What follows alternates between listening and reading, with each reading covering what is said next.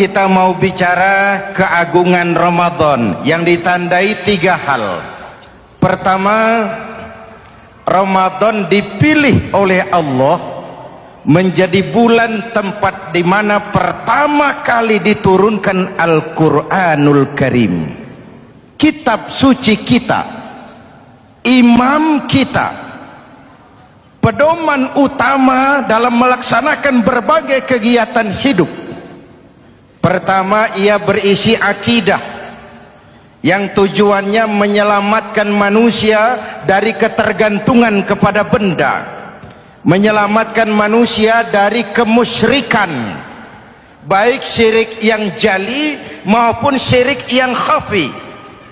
Syirik jali itu syirik terang-terangan, nyata-nyata menyembah berhala, nyata-nyata meyakini Tuhan lebih dari satu. Kalau gitu insya Allah kita aman. Tapi ada syirik khafi, syirik yang tersembunyi, menjadikan yang selain Allah sebagai tujuan akhir dari seluruh kegiatan hidup. Itu syirik khafi. Saya sejak pakai cincin ini rezeki lancar. Cincin. Saya sejak pakai gesper ini, jangan anak gadis, nenek-nenek ngelihat saya lemes. Gesper. Ini sejak ada perkutut di rumah ini, bisnis bagus. Perkutut. Kalau komputer lebih kita kagumi dari Allah, itulah berhala kita. Kalau pangkat lebih kita utamakan dari Allah, itulah berhala kita. Kalau ilmu lebih kita kagumi daripada Allah, itulah berhala kita. Quran membebaskan manusia dari ketergantungan kepada benda, membersihkan keyakinan, meluruskan tauhid dengan konsep akidah. Lalu sisi yang kedua, syariat untuk mengatur kehidupan sesama manusia. Selama ini kalau mendengar syariat yang terbayang oleh kita kan yang serem-serem, dan memang diopinikan sedemikian rupa. Padahal watak syariat itu pertama, al-musawat bainan nas fi takalifil ahkam. Ini watak syariat Islam. Semua manusia sama dalam berhadapan dengan hukum Allah. Semua manusia sama. Bukankah ini yang kita perjuangkan dengan tuntutan keadilan? Supaya di Republik ini jangan ada warga negara kelas 1. Supaya di Republik ini jangan ada yang kebal hukum. Supaya di Republik ini hukum jangan seperti pisau, tajam ke bawah tapi tumpul ke atas. Syariat mengajarkan al-musawat bainan nas fi takalifil ahkam. Semua manusia sama dalam berhadapan dengan hukum Allah. Ketika mengajarkan orang beramal, Rasulullah kepada putri kesayangan beliau sendiri berkata, "I'mali ya Fatimah, i'mali fa inni la ughni anki minallahi syai'a." Fatimah, beramal kau. Fatimah sholat, Fatimah puasa, Fatimah haji. Kalau kau tidak beramal, aku ayahmu Rasulullah tidak akan sanggup membelamu di akhirat nanti. Inilah watak syariat. Tidak mentang-mentang anak kesayangan lalu ada jaminan, sudah Fat, kamu nggak sholat nggak apa-apa, nanti di akhirat ada papi. Tidak. Semua manusia sama dalam berhadapan dengan hukum. Andai kata Fatimah putri Muhammad mencuri, tidak usah orang lain, Muhammad sendiri yang akan memotong tangannya. Bukankah keadilan macam ini yang kita harapkan?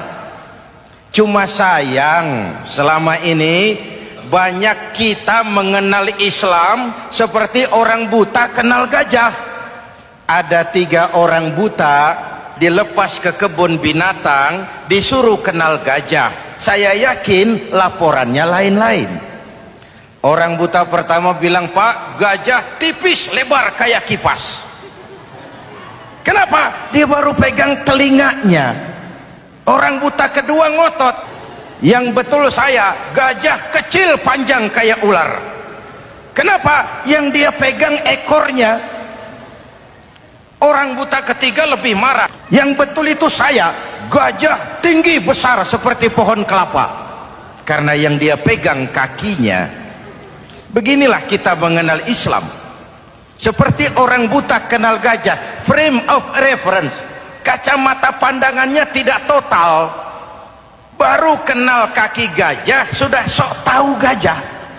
Baru kenal telinga gajah sudah sok kenal gajah. Kemana-mana pidato, saudara-saudara, gajah tipis lebar kayak kipas.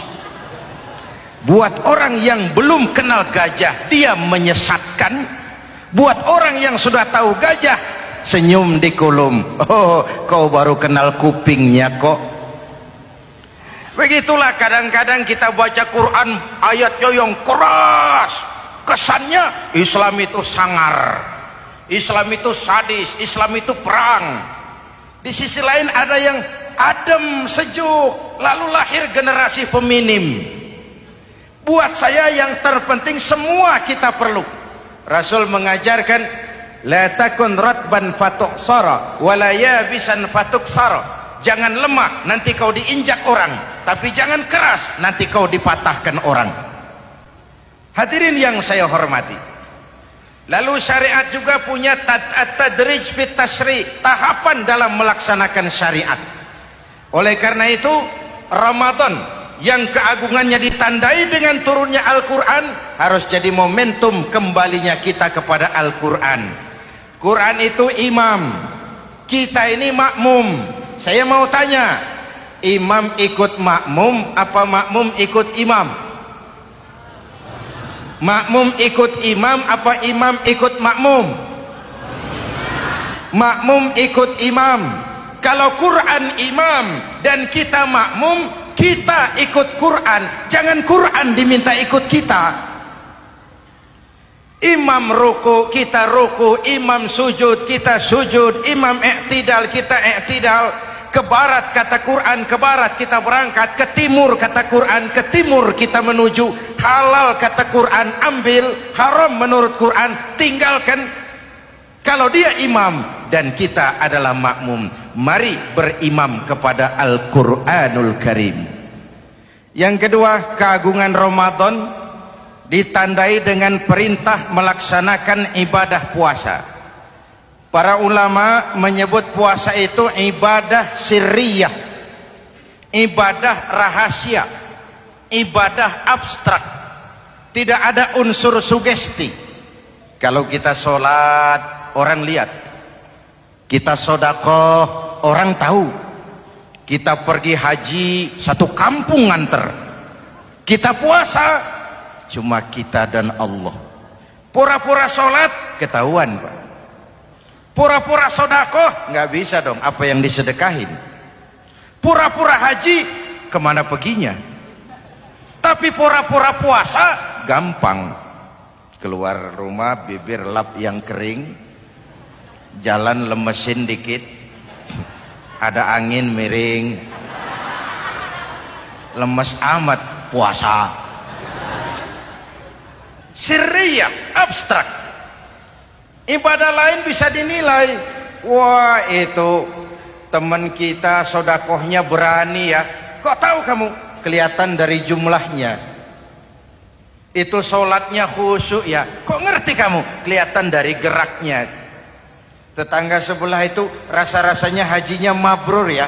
Kok ngerti kamu? Kelihatan dari tingkah lakunya setelah pulang haji. Kalau yang sebelah lagi itu haji tomat. Di Mekah tobat sampai kampung kumat. Ibadah lain kelihatan bisa dinilai, tapi puasa tidak bisa dinilai. Belum pernah saya dengar orang bilang, teman kita puasanya mantap betul ya. Kok tahu kamu? Beludah terus. Nggak ada hubungannya. Oleh karena puasa ibadah sirri, ibadah abstrak, maka yang terbentuk dari ibadah ini pertama keikhlasan. Ini sikap hidup yang paling penting. Orang lain mau puji atau tidak bukan soal. Orang lain mau dengar atau tidak bukan soal. Ini urusan saya dengan Allah. Dari ibadah sirri seperti ini terbentuk keikhlasan, dan itu penting. Penyakit yang namanya stres lalu menjadi stroke itu umumnya karena orang kehilangan keikhlasan. Tetangga sebelahnya beli TV, dia demam, panas dingin. Temannya naik jabatan, dia masuk rumah sakit. Temannya beli rumah, dia mati. Disiksa oleh perasaannya sendiri. Marilah hidup dengan ikhlas. Beramal ikhlas. Saya menyantuni yatim bukan karena disorot TV, bukan karena masuk majalah, bukan karena dimuat koran, karena Allah. Berpakaian ikhlas. Saya berpakaian ini karena perintah Allah menutup aurat, bukan karena tuntutan Ramadan. Kalau cuma tuntutan Ramadan, Ramadan saja bagus busana muslim. Selesai Ramadan kembali pusar merajalela. Menerima jabatan ikhlas, ini amanah dari Allah. Jabatan adalah alat untuk mengabdi, bukan cuma alat yang melahirkan kekuasaan dan fasilitas. Kalau kekuasaan dianggap sebagai fasilitas dan kekuasaan, maka yang lahir tentu akhirnya maling-maling baru, yang lahir rampok-rampok baru, yang dikuras ya harta negara. Hadirin yang saya hormati, ikhlas menerima jabatan dengan keyakinan ini amanah Allah, amanah akan dimintakan pertanggungan jawab. Ini alat untuk berbuat baik, ini alat untuk mengabdi. Kalau cuma digambarkan kekuasaan jabatan sebagai kekuasaan dan fasilitas, itu yang lalu banyak melahirkan rampok-rampok baru. Betul? Iya, kalau jabatan kan gajiannya jelas. Menteri gajinya jelas, anggota DPR gajinya jelas, presiden, wakil presiden gajinya jelas. Tetapi ketika fasilitas dan kekuasaan banyak memberikan hasil, jangan heran lalu muncul penjarahan terhadap kekayaan-kekayaan yang justru merupakan milik rakyat. Ikhlas dalam menerima jabatan, ikhlas dalam berbuat, ikhlas dalam beramal. Lalu yang kedua, jujur. Tadi siang saudara sholat zuhur apa tidak? Sholat. Yang sholat? Ya enggak, ya enggak. Sebelum sholat zuhur kan saudara berwudu. Waktu berwudu kan saudara berkemur, memasukkan air ke mulut. Umpama waktu berkemur saudara korupsi, dikit saja airnya saudara minum, jangankan hansip, jangankan satpam, jangankan polisi, teman sebelah pun tidak tahu kalau waktu berkemur kita korupsi. Kenapa kita tidak mau melakukan itu? Ada rasa malu kepada Allah. Alangkah positifnya kalau ini diterjemahkan dalam kehidupan. Sekarang kan kita berpikirnya Allah ditekan. Kamu korupsi ya? Iya, Tuhan kan tahu. Biarin, Tuhan mah tahu, nggak ribut. Nggak ribut katanya. Tapi kalau orang, 3 orang saja tahu, geger kantor. Bayangin, Tuhan aja ditekan, Tuhan diintimidasi, apalagi orang lain. Lahir etika otonom, daya kontrol yang paling ampuh yang muncul dari dalam jiwa kita sendiri. Keikhlasan yang dibentuk oleh pelaksanaan ibadah puasa, kejujuran yang dibentuk oleh pelaksanaan ibadah puasa, lalu kesabaran. Kata Nabi, as-siyamu junnatun, puasa itu benteng, dinding. Fa idza kana yaumus siyami ahadikum, kalau salah seorang kamu tengah berpuasa, fala yarfus, jangan berkata kotor, wala yafsuk, jangan berkata keji, wa in sabahu ahadun au qatalahu, Falyaqul inni shaim, inni shaim. Kalau ada orang mencaci maki dia, bahkan mengajak dia berkelahi yang menurut ukuran dia mesti menang, tapi karena puasa, maaf, saya bukan gak berani sama kamu, saya sedang puasa. Kalau mau berkelahi juga ntar aja habis buka, segeran dikit berantemnya. Inni shaim, maaf, saya sedang berpuasa. Itu merupakan benteng.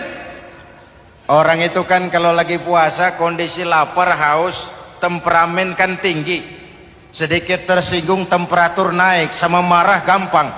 Kalau waktu begitu dia bisa sabar, ketika kenyang sudah nggak ada masalah.